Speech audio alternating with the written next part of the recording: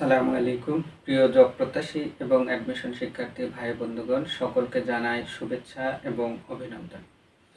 আজকে আমি সাধারণ জ্ঞানের ৩১তম পর্ব নিয়ে হাজির হয়েছি, যেখানে বাংলাদেশের আবিষ্কৃত কয়লা ক্ষেত্রের সংখ্যা সম্পর্কে আলোচনা করব। এখান থেকে বিসিএস প্রাইমারি, নিবন্ধন, ব্যাংক, পরিবার পরিকল্পনা সহ বিভিন্ন নিয়োগ পরীক্ষায় প্রশ্ন এসে থাকে।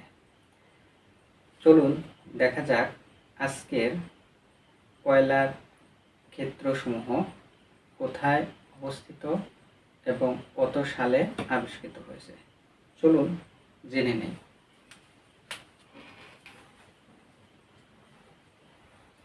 কয়লা ক্ষেত্র, অবস্থান এবং আবিষ্কার। জামালগঞ্জ জয়পুরহাটে অবস্থিত, আবিষ্কৃত হয় 1961 সালে।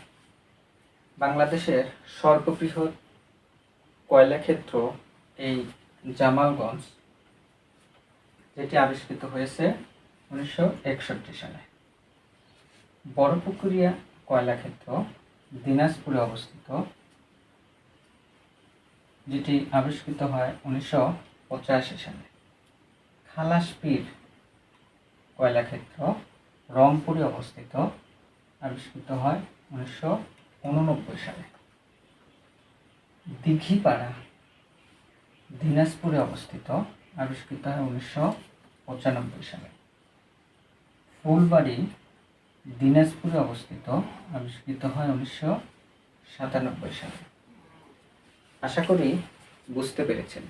তো ভিডিওটি কেমন লাগলো তো অবশ্যই কমেন্টসের মাধ্যমে জানিয়ে দিবেন, এবং আমার চ্যানেলে নতুন হয়ে থাকলে চ্যানেলটিকে সাবস্ক্রাইব করে রাখুন এবং ভিডিওটি শেয়ার করে রাখুন, যাতে করে এরকম আরও নতুন ভিডিও আপলোড করার সঙ্গে সঙ্গে দেখতে পারেন।